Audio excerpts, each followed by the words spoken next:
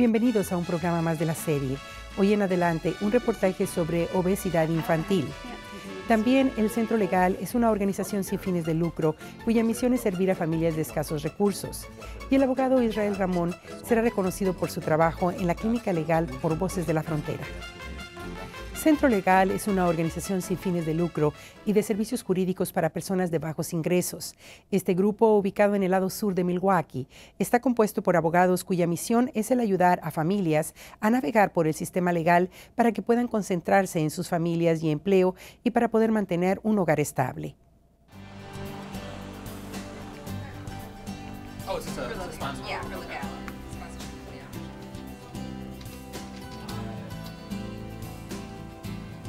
Central Legal was founded in 1991 by two bilingual attorneys on the south side of Milwaukee. And our mission is to provide legal education and representation for low-income individuals and families in Milwaukee County. And we were started by two bilingual attorneys on the south side, and we have sort of maintained our south side location and our ability to provide our legal services in both English and Spanish. But our clientele now is quite diverse. We specialize basically in two types of cases: criminal misdemeanor cases and family law cases. So of the roughly 1,700 people we serve every year, the vast majority of that is people who have family law needs. And family law needs run the gamut from everything to people who have no kids and just need a simple divorce, to people who are having a high conflict fight about kids and there need to be custody and placement orders put in place. Lo más frecuente son divorcios o separaciones legales. También hay casos de custodia o manutención o colocación de los niños. Otro tipo de casos son anulaciones, mociones para enforzar órdenes de la corte. One of the things that really sort of puts people at a disadvantage if they don't have legal information is there are a lot of myths that are in the community that hurt people because they believe that they're true, and it may make it so they decide not to go to court. They're afraid of the process because of this myth. Cuando yo acudí aquí a Centro Legal es porque ya había decidido divorciarme, tomar un divorcio y terminar mi matrimonio. Y entonces, para mí, yo vine a finales de septiembre del año pasado. Para mediados de octubre más o menos habíamos ya llenado los papeles en los cuales piden tu información básica, dónde vive uno, las razones por las cuales uno quiere, en mi caso, terminar el matrimonio.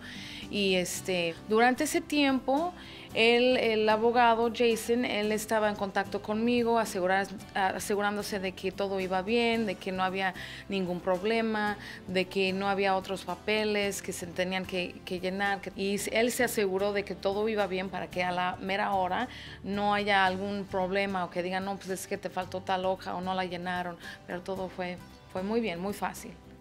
The need for representation is just tremendous, and we can't provide full representation to everybody. But we really want to be able to help people navigate through the legal system efficient and effectively, and we can do that with some what we would call limited scope services, and that's where we don't take them on as a full client, but we can get them either prepared to represent themselves, or explain to them all of the resources available at the courthouse, or provide a referral for them. And those services kind of fall into two buckets. And one is our free consultation program. And every Wednesday afternoon, we meet with about 20 different individuals and look at their paperwork, help them fill out their forms, explain to them what's going to happen in family court when they arrive, help them prepare for their case, and really prepare them to navigate the legal system as best they can. And then the second one are the family law outreach classes. Las clases son información general sobre la ley de familia. So yo explico cómo funciona un divorcio, la jurisdicción que necesita, el proceso, también ciertos derechos sobre propiedad, sobre niños. Puedo explicar el proceso que va a pasar por la corte. One of the things that we hear a lot when people go into court alone is they feel like they weren't heard. They feel like they go in, they try to make a statement, and it's ignored. And I believe that happens a lot, but I think for not exactly the reasons that the people believe it. It's that when people go in alone, they don't know what the court's looking for. They don't know how to phrase it. They don't know what is and what isn't important. So what we try to do in these classes is basically give them the tools so they know this is what the court is expecting. Pues yo creo que la razón más grande es el miedo de que de la gente que, y más que nada si no tienen papeles, no tienen documentos, tienen mucho miedo, ¿verdad? Acudir a los servicios legales y decir, ay, pues si no tengo papeles, si tengo que ir a la corte, ¿qué tal si me agarran a mí? Mejor no hago nada, mejor me quedo así calladitos y así no me agarran a mí tampoco, aunque a lo mejor no se dan cuenta de los servicios y la protección que uno recibe por medio de la ley. Yo estoy en corte cada día, so es normal para mí, pero para mis clientes es algo un poco extraño y tienen miedo que va a pasar por la corte si el juez va a preguntar sobre su estado de inmigración, pero en realidad eso no pasa solamente en los casos de familia. La corte de familia no importa el estado, todavía tiene derechos a los niños, tienen los mismos derechos, no importa su estado de inmigración. I think the need for our type of services is so high.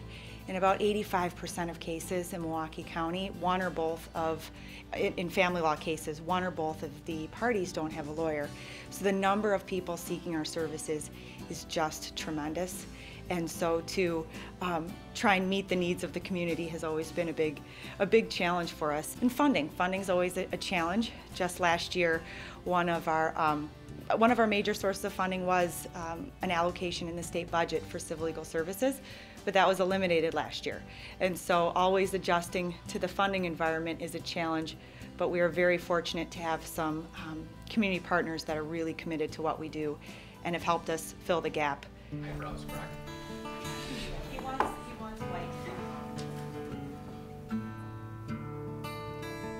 Bien los recomendaría porque tienen un entendimiento de que la gente que venga aquí tal vez no tenga la capacitación o tal vez la experiencia suficiente para saber bien el sistema legal y cómo se maneja.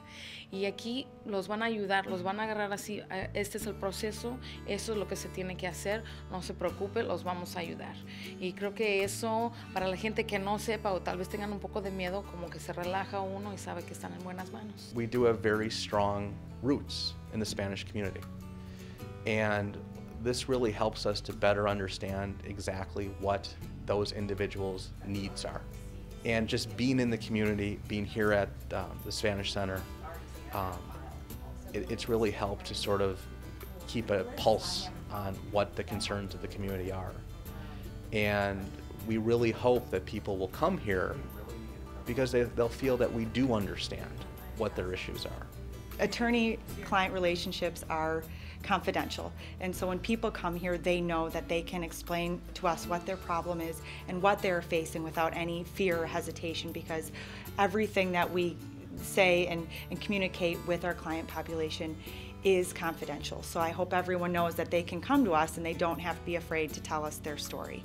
And so the best way to reach us is to come to our offices, or you can call us to set up an appointment. The best time to call us is first thing on Monday mornings, because our appointments fill up fast. So if people want to be able to come see us and meet with a lawyer, our best advice is to call us at 9 a.m. on a Monday morning so that we can get you in and we can see you. La obesidad infantil se está convirtiendo en uno de los asuntos de mayor preocupación en los Estados Unidos. Estadísticas actuales muestran incrementos sustanciales en el número de niños con obesidad entre familias de menores ingresos con opciones limitadas de productos alimenticios. En el siguiente reportaje, Sitora Takanaev nos muestra estadísticas y causas de este problema. We've gone from like 3 to 4% obesity to more like 17 to 19%, depending on which statistics you look at, obesity rates for kids in the United States. Amongst some populations, they're actually higher than that. Today, 23 million children and teenagers are overweight or obese. That's more than 1 in every 3 young people. Latinos are younger, poorer, and more uninsured than other population groups. So I was really interested in finding out about What are some of the things going on in the Latino community? What were some, issues that might be contributing factors to obesity? 1 in 10 white kids ages 2 through 5 are obese. 1 in 6 Mexican American kids are. 1 in 7 white kids ages 6 through 11 are obese. 1 in 4 Mexican American kids are. Things like the families are very, very busy. There's, time issues, cost issues, access to physical activity, access to fresh fruits and vegetables.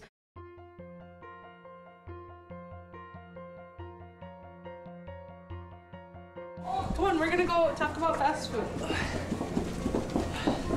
Obesity is an issue that has to do with, in one way, with personal responsibility, but in a bigger way, it's an environmental issue. When you go to McDonald's, are you going to get French fries or apples? I know. There's another back? No, those are the French fries. No. I know. Hispanic youths born to U.S. immigrants are twice as likely to be overweight than foreign-born youths who move to the U.S. Second and third generation U.S. Hispanic kids are more likely to be obese.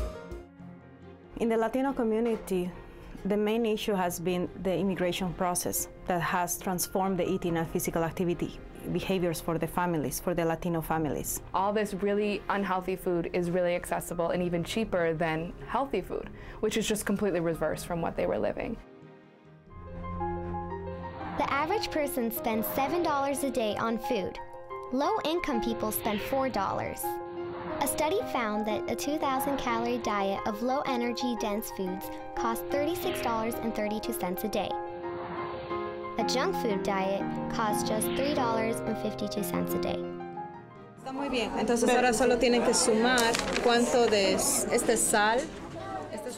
I did interviews with children from the Latino community. When they get home from school, fix their own meals, or decide, what kind of snacks they were going to eat. And also, in the mornings, one of the things that they talked about is, they would just grab a Snicker bar to eat, instead of having a breakfast. Hispanic kids of low socioeconomic status consume too much total saturated fat, cholesterol, added sugar, and sodium. 68% of their dietary energy comes from pizza, desserts, chips, burgers, soda, and fruit juice. I think there's sometimes a misunderstanding within some families about what is healthy and what is not healthy. One young man said he never liked vegetables at all, but now he likes broccoli because his parent puts a heavy cheese sauce all over it, and now he thinks it tastes good. Well, again, is that really a vegetable at that point when you put heavy cheese sauce on it? I think education is an indispensable component to make healthier choices on a daily basis. Having people from the community providing that education, I think, is very beneficial. Parents play a huge role because they are the decision makers at home. They control what gets into the house, into the refrigerator. The structure of the families in some ways have changed. We don't necessarily have mothers who are able to stay home or parents able to stay home with kids full time. Their time availability to be preparing fresh fruits and vegetables and meals has become more limited, and parents are feeling overwhelmed all the time. White children and teens watch 2 hours and 45 minutes of TV a day. Hispanic children watch 3 hours and 23 minutes a day. Video games, computers, TV, instead of having 2 channels, they have, literally hundreds of channels. Excuse me. Sometimes you get the kids that are kind of the smart Alex, oh, I love fast food, I love Doritos, I hate exercise, and it's hard to deal with, and it's really hard to change the dynamic to make healthy eating and exercise cool. And you don't feel as tired, right, when you eat fast food? And you run, you get sweaty. Parents who support team sports have more active children who watch less TV. 1 of 2 white youths play in organized sports. 1 of 4 Hispanic youths do.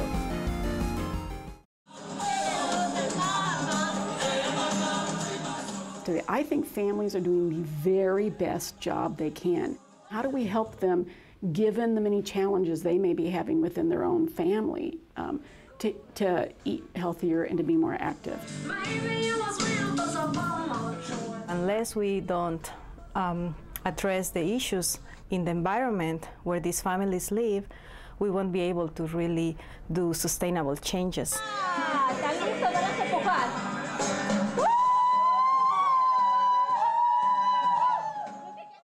For every one white parent who lists neighborhood safety as a barrier to physical activity, 4 Hispanic parents do the same.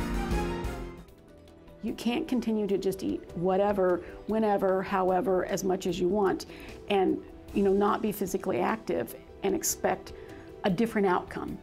Because the outcome we have now is children getting heavier, and by continuing with that outcome, with that behavior, it's not going to change the outcome. The issue really becomes about health, not about weight. Now we're seeing diseases that we considered adult diseases actually happening in children.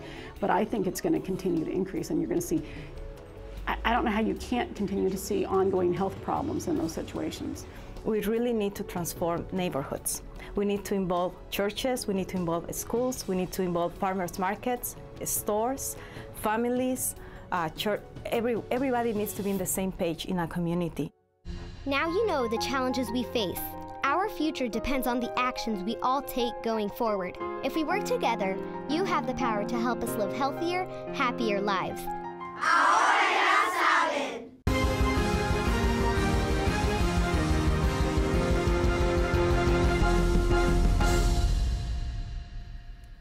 Para obtener mayor información sobre el programa de mejor selección de alimentos, por favor visite el sitio del internet saludamerica.org. Hoy en nuestro reportaje nos asomamos a las causas del incremento de obesidad infantil entre los latinos. En un futuro reportaje, nosotros revisaremos soluciones e ideas que puedan ayudar a los padres a prevenir el sobrepeso de sus hijos. Voces de la Frontera, una organización que ha ganado atención nacional por el trabajo que realiza en favor de los trabajadores inmigrantes, estará reconociendo en su banquete anual los esfuerzos del abogado Israel Ramón, quien se dio a la tarea de crear una clínica de ayuda legal en esta organización. Con nosotros, Cristina Numan Ortiz, directora de Voces de la Frontera, y el abogado Israel Ramón.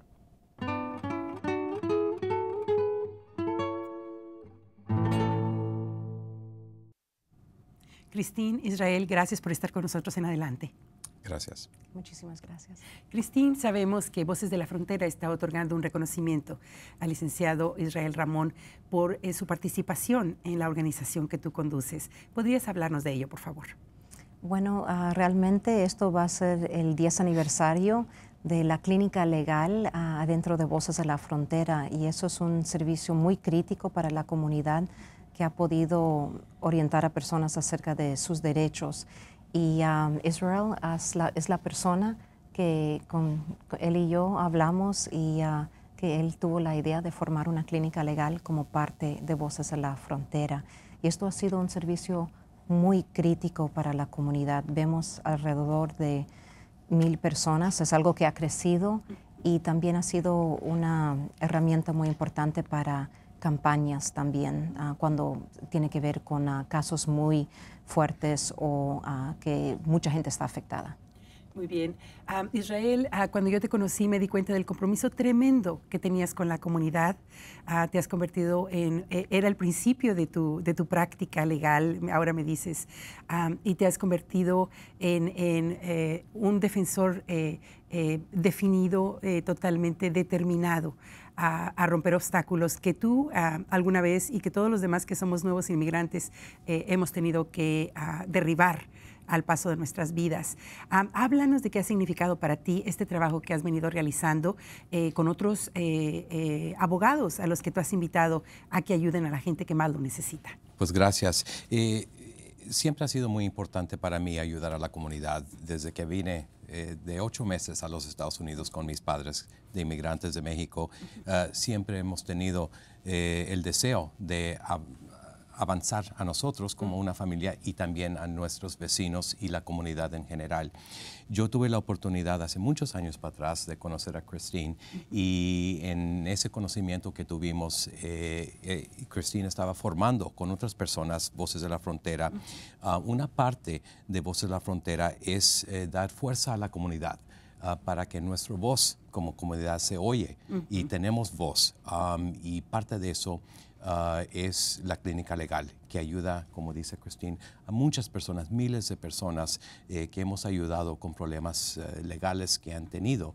Se organizó la clínica hace 10 años para atrás y empezó con un grupo de abogados que tenían un deseo de ayudar a la comunidad y avanzar nuestros intereses, y hemos tenido la clínica cada sábado de las 9 hasta las 11 de la mañana, todos los sábados, por 10 años ya.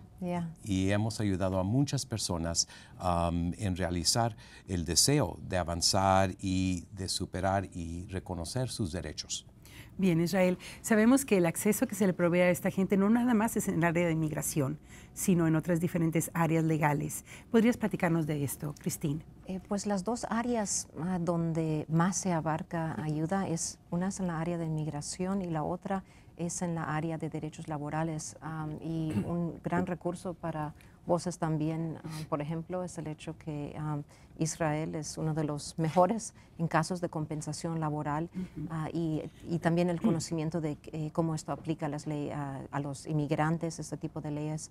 Entonces, esas son las dos áreas principales, pero también proveemos asesoría en cuestiones de otras áreas, por ejemplo, la intersección, si hay un caso que tiene que ver con un cargo criminal. Serían como las tres áreas principales, o como si hay un accidente de auto, pero las dos áreas es derechos laborales y inmigración. Bien, Israel, sabemos que ha habido algunos casos muy importantes que se han peleado en el área del trabajo y que luego de repente se complican con el área de estatus inmigratorio. ¿Tienes algunos ejemplos de algunos casos que tú has revisado que han incurrido en estos dos aspectos de la ley? Porque sabemos que cuando un trabajador, por ejemplo, tiene un daño en el trabajo, solicita compensación, y luego si la compañía puede llamar a los servicios de inmigración para que este trabajador sea deportado y no reciba los servicios o los beneficios compensatorios. ¿Has tú estado involucrado en algunos de estos casos directamente que se han iniciado en Voces de la Frontera? Sí, desfortunadamente hemos tenido varios casos así, donde trabajadores que son inmigrantes han tenido lesiones de trabajo, y el seguro de compensación y el empleador ha protestado los beneficios porque se han enterado que la persona no está aquí, como te diré, legalmente, o no tiene los papeles requeridos para trabajar en los Estados Unidos. Y básicamente ese es, ¿cómo te diré en español? Lo que hacen las compañías es tratar de negar beneficios a las personas que legítimamente tienen lesiones o accidentes en el trabajo. Hace 2 o 3 años, Christine y yo trabajamos en un caso donde una persona tuvo una lesión severa de la espalda, y el seguro de compensación habló al fiscal para ponerle cargos a la persona de robo de identidad. Últimamente la batalla fue dura y larga, pero superamos en ayudar a este trabajador a realizar los beneficios que le pertenecían bajo la ley. Pues, Christine, es un gusto para Adelante presentar hechos que están ocurriendo en la comunidad más vulnerable, ¿verdad? Que es una comunidad minoritaria como es la comunidad latina, y que una organización como Voces de la Frontera esté poniendo siempre el dedo en el renglón correcto, en el asunto más importante. Y es un gusto que hoy puedas estar aquí con nosotros presentándonos a una de las personas que están recibiendo el merecido reconocimiento a través del próximo evento que va a tener Voces de la Frontera. ¿Cuándo va a ser este evento, Christine? Va a ser el 15 de noviembre y lo estamos llamando la Gala del Pueblo, porque también tenemos boletos que son a 60, pero a 30 si las personas, dependiendo de sus ingresos. Y obviamente es una cena, y siempre ha sido algo muy bonito, porque muchas veces luchamos, trabajamos duro para lograr la justicia y no tomamos el tiempo para parar un poquito y decir gracias a la gente que lo merece, y eso siempre es un espacio muy bonito. y celebrar las victorias. Pues a Cristín, muchas felicidades por el trabajo que se ha realizado en esta organización Voces de la Frontera. E Israel, muchas felicidades a ti, muy merecidas, porque esta es otra prueba de tu compromiso con la comunidad de donde provenimos. Gracias, Patricia. Gracias, Israel. Y al final de un programa más de Adelante, por favor déjenos saber sus comentarios en nuestro teléfono 297-7544 o escríbanos a nuestra dirección de correo electrónico en adelante@matc.edu. Y visítenos en nuestro sitio del internet en mptv.org y en Facebook. Sintonícenos en Milwaukee Public Television, canales 10.1 y 36.2, todos los martes a las 6:30 de la tarde, y en canal 36.1 los miércoles a las 12:30 de la medianoche y los domingos a las 5:30 de la tarde. En Wisconsin Public Television WPT 38.2, los martes a las 6 de la tarde y los jueves a la 1 de la mañana. Y en MPTV VMI 10.3 los viernes a las 6:30 de la tarde y los domingos a las 8 de la mañana. Soy Patricia Gómez, gracias por acompañarnos.